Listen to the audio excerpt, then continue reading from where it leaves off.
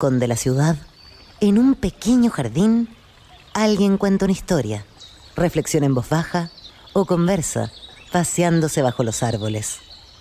Es hora de volver a casa, bajar la velocidad y darle tiempo al tiempo. Christian Warnken nos abre la verja de su jardín para que respiremos aire puro y oxigenemos el espíritu.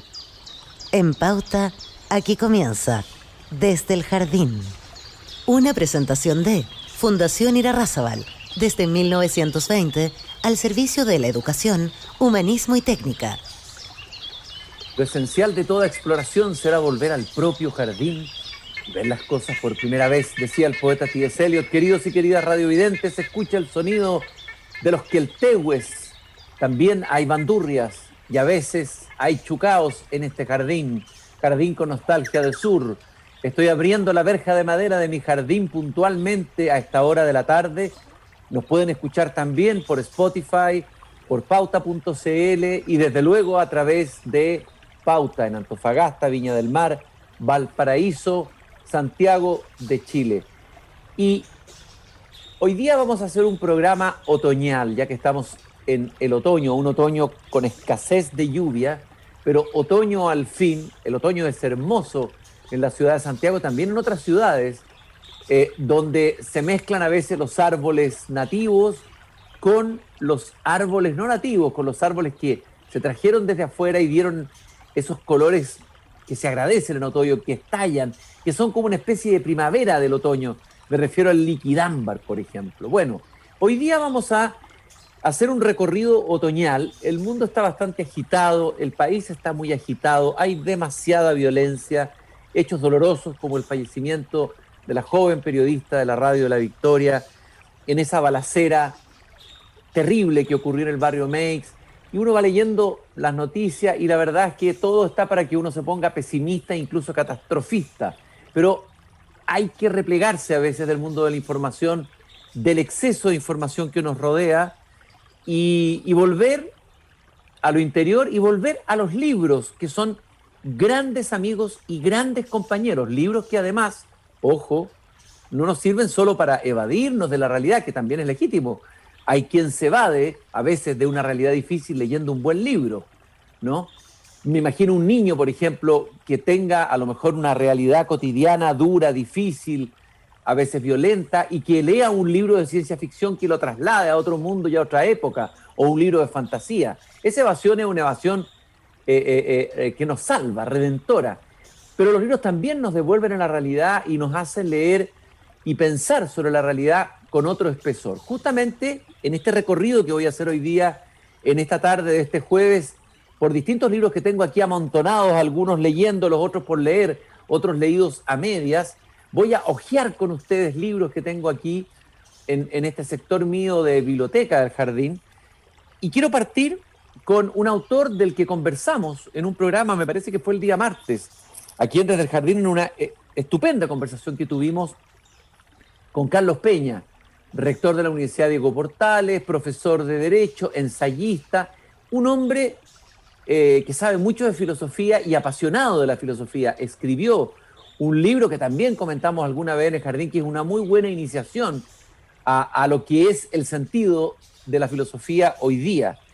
¿Y de quién hablamos con Carlos Peña? Hablamos de un autor casi olvidado en estos días, un autor que muchos tienen en los estantes de su biblioteca sin saber la joya que tienen.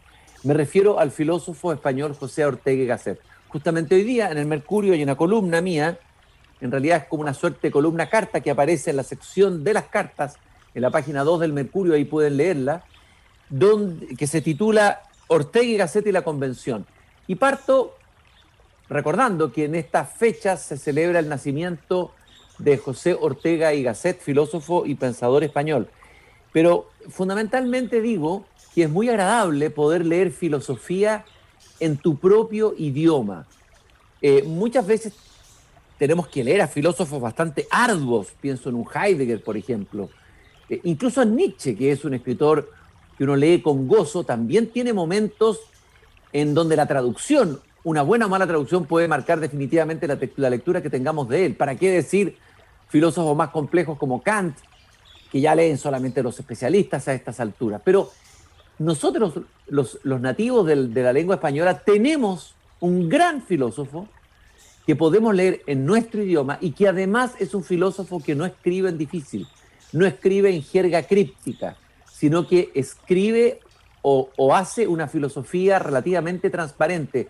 Tiene la habilidad, tiene la virtud, muchas veces de adentrarse en temas complejos, en temas de gran hondura y profundidad, pero con claridad.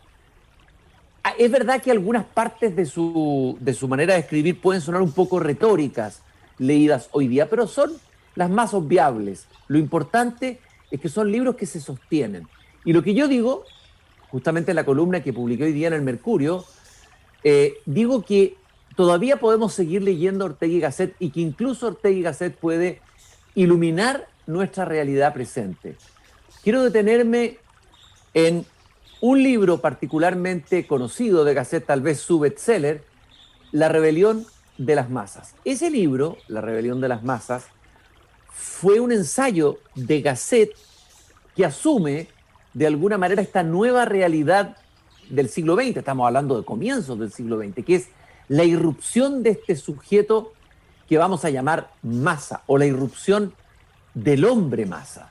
Es decir, las aglomeraciones en los teatros, las aglomeraciones en los estadios, las avenidas aglomeradas. Eso era una realidad completamente nueva para hombres que venían del siglo XIX, en donde todavía en muchos de esos lugares se andaba a caballo, habían carruajes pero no autos, poca gente, calles silenciosas, vacías. Pienso en las descripciones de Dostoyevsky de una calle en invierno en San Petersburgo, o un París provinciano a paso de una novela de Honoré de Balzac.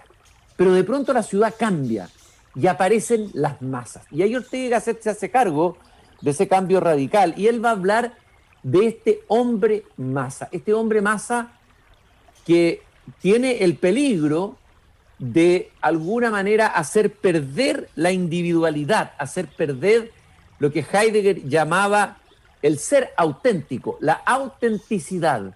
Heidegger también va a tener un concepto muy parecido a Ortega y Gasset. Va a hablar del Das Mann, de ese hombre que se pierde en lo uno, en lo impersonal, que se pierde en la habladuría, que se pierde en lo que dicen los medios de comunicación, que se pierde en la opinión pública, ¿no? Ortega y Gasset va también a hablar de ese hombre, pero en la columna me detuve en un aspecto interesante que vale la pena hoy día volver a poner en discusión, que es la idea de que las élites serían las grandes culpables de todos los males que aquejan a nuestro tiempo, a nuestra época y a nuestro país, y que hay que sustituirlas o destruirlas, ¿no? Que la gran lucha sería entre pueblo y élite, pueblo y casta. Se habla de casta a veces en vez de élite. Es decir, se ha puesto de moda denostar a las élites. Es evidente que en Chile tuvimos una decadencia de una cierta élite empresarial y también una élite política en el tema de la colusión, dineros y política. Evidentemente que sí. Pero lo que afirma Ortega y Gasset, y esto es lo interesante, una de las tesis de La rebelión de las masas, es que es imposible, no existe sociedad que no tenga una élite. O sea, nunca va a poder existir una sociedad, un estado, un país, una historia, si no hay una élite que la dirija. Incluso aquellos que vienen a destruir la élite se transforman después ellos mismos en élite. Pensemos en Lenin, Trotsky y Stalin.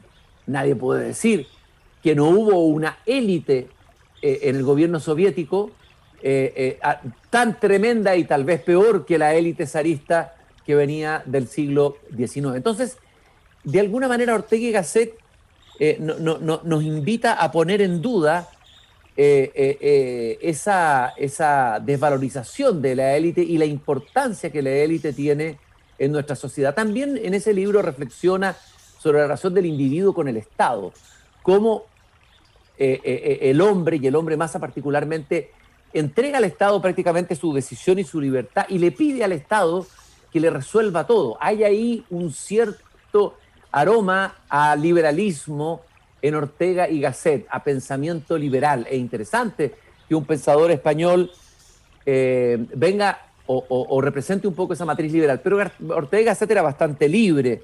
Él va a usar el término de hemiplejía mental cuando habla de la izquierda y la derecha. O sea, él piensa que definirse, soy de izquierda, soy de derecha, refleja una hemiplejía moral, dice él en realidad, ¿no? Es decir, un poco nos recuerda a esa famosa frase de Unamuno cuando le preguntaron a qué partido él pertenecía y él respondió, yo partido, no, yo entero, dijo Miguel de Unamuno. Y quiero agradecer a un auditor de la radio que me escribió un hermoso mensaje muy elogioso.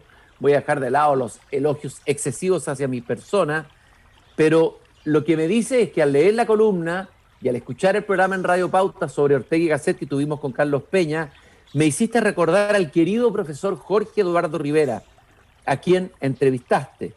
Cuando algunos alumnos de otras carreras le preguntamos qué leer, el maestro Jorge Eduardo Rivera respondió, todo Ortega, todo, completo, se va a entretener, decía Rivera.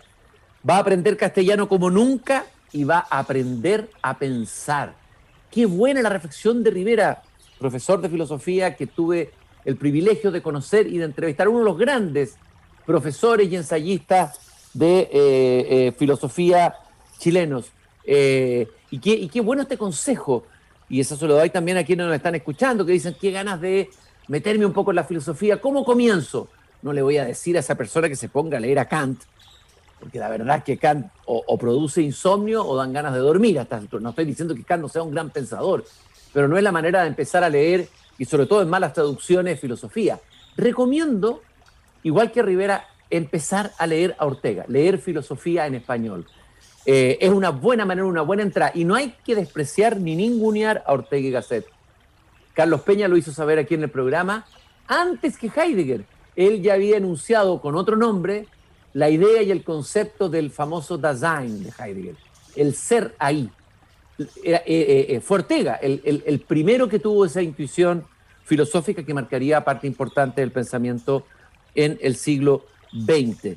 Entonces dice que le dan ganas de volver a leer a Ortega y Gasset, y además agradece los programas en Desde el Jardín, donde hemos reencantado a Shakespeare, dice a Tolstoy y hasta Maquiavelo. Tuvimos una interesante conversación con José Antonio Beriagallo hace unos días atrás sobre su traducción del libro El Príncipe de Maquiavelo. Muchas gracias, Felipe, por tu mensaje afectuoso. Y a propósito del Das Man de Heidegger, el hombre anónimo, el hombre inauténtico o el hombre masa de Ortega y Gasset, en mi tocadisco ochentero voy a escuchar con ustedes un precioso tema que de alguna manera apunta también a ese hombre masa, a ese hombre anónimo tan característico de la sociedad de masas. Ese que somos todos nosotros cuando nos perdemos nuestra individualidad y nuestro ser auténtico en medio de lo que se repite, lo que se dice, lo que se oye, cuando nos convertimos en rebaño en esta sociedad de la información y del espectáculo. Aquí están los Beatles, Nowhere Man. El hombre anónimo, el Das Man, el Nowhere Man en la versión de los Beatles, tiene que ver con una reflexión sobre qué va pasando con lo humano y el ser humano en nuestras sociedades. Hay que estar alerta, hay que estar atentos, por eso es tan importante el pensar y la filosofía, el pensar meditativo al que hablaba Heidegger. El hombre tiene que poner en cuestión, tiene que reflexionar, no tiene que aceptar pasivamente todo aquello que está ocurriendo, nuestra forma de vivir, de comunicarnos, de conectarnos, de estar en el mundo. Tenemos que estar conscientes de ello. Y hay a propósito de buenos iniciadores para leer buena filosofía, hay otro autor que hemos citado tantas veces aquí en el programa que también puede ser interesante para quien se interese en empezar a leer filosofía. Me refiero a Byung-Chul Han, el escritor alemán, que escribe en alemán, pero de origen coreano, el autor de La Sociedad de la Transparencia, En el Enjambre, etc. Un autor que ha reflexionado y está reflexionando permanentemente, por ejemplo, sobre la digitalización de nuestra cotidianeidad. Acaba de salir un libro de él que se llama Infocracia, la digitalización y la crisis de la democracia. Ese sí que es un tema relevante y extremadamente actual que aborda Chul Han desde el pensar filosófico. Él afirma que la digitalización avanza inexorablemente. Aturdidos por el frenesí de la comunicación y la información, nos sentimos impotentes ante el tsunami de datos que despliega fuerzas destructivas y deformantes. Y afirma Byung-Chul Han que la digitalización también afecta a la esfera política y provoca graves trastornos en el proceso democrático. Las campañas electorales son guerras de información que se libran con todos los medios técnicos y psicológicos imaginables. Nos va a tocar vivir en pocos meses más algo muy parecido con esta elección plebiscitar en relación a la Constitución que se va a someter a plebiscito, en una polarización tremenda donde efectivamente la campaña más fuerte se va a dar a través de la digitalización. Y Chul-Han habla sobre los bots, los famosos bots que difunden noticias falsas y discursos de odio e influyen en la formación de la opinión pública. Los ejércitos de troles intervienen en las campañas y apuntalan a la desinformación. ¡Qué impresionante! Creemos estar informándonos, pero el filósofo nos hace ver que a lo mejor nos estamos desinformando a través de todo lo que recibimos a través de nuestros dispositivos celulares. De lo que habla aquí Chul-Han, y solamente lo dejo abierto porque es un libro breve que les recomiendo que se lo lean, que habla del régimen de la información y define al régimen de la información, que es en el que estamos viviendo, a una forma de dominio, y estoy citándolo, en que la información y su procesamiento mediante algoritmos e inteligencia artificial determinan de modo decisivo los procesos sociales, económicos y políticos. Es decir, Chul-Han es bien radical en su afirmación, estaríamos viviendo una suerte de sociedad del control. Una sociedad del control que es más peligrosa todavía y que tiene que ver con lo que Chul-Han llama el capitalismo de la información, que se basaría en la comunicación y la creación de redes, y que hace que el sujeto del régimen de la información sienta que es libre, pero en realidad no es libre.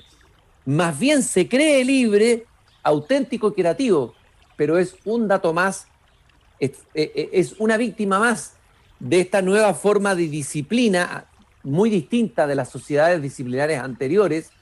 Chul-Han habla de el poder disciplinario biopolítico de la sociedad capitalista antes de esta sociedad digital, pero esto es diferente, ¿no? Porque lo que hace el poder ahora no es apoderarse del cuerpo de los demás a través del trabajo y la alienación, por ejemplo, sino apoderarse de la psique mediante la psicopolítica. Es decir, habría una suerte de dominación a través de la psique y del psiquismo de nuestra mente y de las redes informativas digitales. Hay que estar alerta, hay que ser críticos, por eso es tan importante la filosofía, por eso es tan importante el pensar. Les recomiendo vivamente este pequeño pero contundente ensayo Infocracia, la digitalización y la crisis de la democracia, de Byung-Chul Han. Estamos desde el jardín hojeando libros, en el otoño buscando refugio en la literatura. Cada cierto tiempo hay que volver a la biblioteca, hay que viajar por la propia biblioteca. Quiero hacer un giro ahora. Estamos en otoño, como dije al comienzo, de mis estaciones preferidas. Es una estación propicia a la melancolía, a la reflexión, a la interiorización, a aceptar la finitud, etcétera, etcétera. Es una estación muy potente el otoño, una estación de transición, ¿no? Y hay un autor noruego que ha dado mucho que hablar en Europa, pero que también ha ido conquistando lectores en estas latitudes, un escritor noruego que escribió un libro con un título muy provocador, Mi lucha, es un juego paródico con el Mi lucha de Hitler, un libro en donde vimos desplegarse una obra autobiográfica muy intensa y que alcanza la misma calidad literaria y la reverberación de una prosa de ficción. O sea, es un escritor que convierte su propia vida y su mirada sobre sí mismo, en su cotidianeidad, en el material de un tipo de literatura que se parece a una suerte de documental, pero de documental en palabras. Me refiero a Karl Ove Gausnart, que nació en 1968 y que comenzó en el año 2009 esa obra gigantesca que es Mi lucha, que son 6 novelas, entre ellas La muerte del padre, que ha recibido mucha crítica, buena y mala, pero sobre todo buena. Hay quien afirma que Gausnart es el escritor más humano del mundo, Y es verdad, Kausnar puede parecer un poco narcisista, obsesivamente preocupado de narrar su propia vida y lo que le está pasando, pero al hacerlo también nos está narrando a nosotros. Por eso que leemos sus libros. Y acabo de comprar varios tomos de un libro que se compone de distintos momentos estacionales. Me refiero al libro en otoño, el libro en invierno, el libro en verano y el libro en primavera. Voy a partir brevemente dando una pequeña apertura al libro en otoño. En este libro, en que Kausnar va a hablar de su vida privada, de su vida personal, de su relación con sus hijos, de manera a veces tremendamente descarnada y con una precisión casi quirúrgica en la descripción y el lenguaje, en este libro le escribe una carta a una hija que está por nacer. Y vale la pena escucharlo. 28 de agosto. Ahora, cuando estoy escribiendo esto, tú no sabes nada. Nada de lo que te espera. Nada del mundo en el que vas a nacer. Y yo no sé nada de ti. He visto una ecografía y he puesto la mano en la barriga en la que reposas. Eso es todo. Faltan 6 meses para que nazcas y cualquier cosa puede suceder en ese tiempo. Pero creo que la vida es fuerte e inquebrantable, que te irá bien y que nacerás sana y fuerte. Ver la luz, se dice. Cuando nació tu hermana mayor, Vanja era de noche y la oscuridad estaba llena de remolinos de nieve. Justo antes de que nacieras, una de las comadronas tiró de mí. Cógelo tú, dijo, y así lo hice. Un bebé se deslizó entre mis manos, liso como una foca. Me sentía tan feliz cuando que me eché a llorar. Dice Karl Ove Knausgaard en el comienzo de este precioso libro en otoño, la gran aventura autobiográfica de un escritor que se dio cuenta, porque él pensaba originalmente cuando quería ser escritor que iba a escribir una gran obra monumental literaria, una especie de A la búsqueda del tiempo perdido, una obra de ficción con base autobiográfica, pero finalmente que se dio cuenta que no podía escribir eso y convirtió sus problemas de la cotidianidad, al tener que asumir a sus hijas en una sociedad donde la mujer también trabaja y además la mujer tenía depresión, tiene que tomar un papel muy activo como padre, como dueño de casa, todo eso lo va contando, lo va relatando a veces impúdicamente, ha provocado escándalo, eso, pero de manera magistral. Es un libro que no te suelta desde la primera línea en que lo comienzas a leer y que recomiendo como una de las novedades interesantes literarias. Novedades, digo, puede que tenga varios meses, pero los libros no se pueden tratar igual que cualquier otras novedades. Son novedades que duran y que tienden a durar mucho más. Y ahí me voy a saltar ahora a otro libro o a otros libros, a un libro más aparentemente espiritual. Es un libro escrito por un monje, pero por un monje benedictino alemán que estuvo en Chile hace unos años y que también entrevistamos en el jardín, Ansel Grum, que va a dedicar su vida a la vida monacal, pero también a escribir libros en donde trata temas humanos, el dolor, la vejez, la crisis de los 40 años. Son libros fáciles de leer, uno podría decir son libros de autoayuda, pero yo diría que son de esos libros de autoayuda de buen nivel. Este libro que quiero recomendar se llama Luchar y Amar, cómo los hombres se encuentran a sí mismos. Es interesante que en un tiempo donde toda la atención está puesta, claro, porque se ha producido un cambio muy fuerte en nuestra sociedad, un giro de 360 grados a la mujer. Si ustedes se fijan, se hacen suplementos sobre la mujer, artículos sobre la mujer, se han escrito muchos libros y en buena hora sobre las mujeres. Hay libros feministas, libros de teoría feminista, narrativa de mujeres, narrativa feminista, pero el hombre parece depreciado o devalorizado, como si no existiera como sujeto interesante de estudiar, de pensar y de reflexionar. Bueno, resulta que esta es una sociedad de mujeres y hombres y sería un gran peligro que el hombre quedara con todos sus temores, sus angustias, también sus pérdidas, sus alegrías y su identidad desaparecido, ¿no? Hay un libro muy hermoso que escribió un psicólogo italiano, cuyo título ahora no recuerdo, pero que la fotografía de la portada muestra un padre, un hombre, con su bebé, los dos están desnudos, el torso desnudo del padre y el bebé. Es una foto muy maternal, pero en realidad es una foto paternal. Y ese libro intenta recuperar la figura del hombre tan vapuleada desde la psicología y desde ciertos discursos que usando como excusa la reivindicación de los derechos de mujer tienden muchas veces a levantar odiosidad contra el hombre mismo. Pero el hombre mismo es un misterio. Luigi Soja, se llama el psicoanalista italiano, que también estuvo en Chile, que también entrevistamos en Desde el Jardín, escribió este libro sobre el hombre. Bueno, este otro de Ansel Grums se llama Luchar y Amar, cómo los hombres se encuentran a sí mismos, y empieza a preguntarse por la pregunta por la identidad del hombre, ¿no?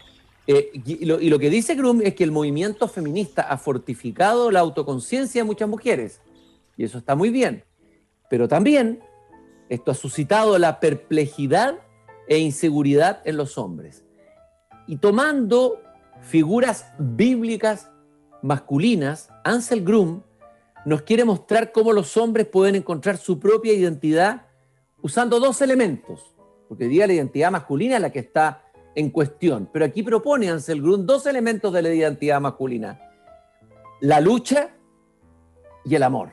Es un libro muy interesante, simple de leer, fácil de leer, y sobre todo es un libro de los que escasean en estos tiempos, que tiene que ver con la temática también del hombre en la reflexión sobre nuestra identidad. Y por último, ya se me fue el tiempo lamentablemente, tenía tantos libros que hojear, tantas hojas de libros de otoño para compartir con ustedes. Hay un libro, un ensayo cortito de un gran narrador, pero que al mismo tiempo es un gran ensayista. Me refiero a Mario Vargas Llosa, el escritor peruano, autor de Conversación en la Catedral. Mario Vargas Llosa acaba de publicar, editorial Alfaguara, un ensayo sobre Borges. El libro se llama Medio siglo con Borges. Es interesante que un escritor tan distinto a Borges, está como en las antípodas de Borges, escriba este libro.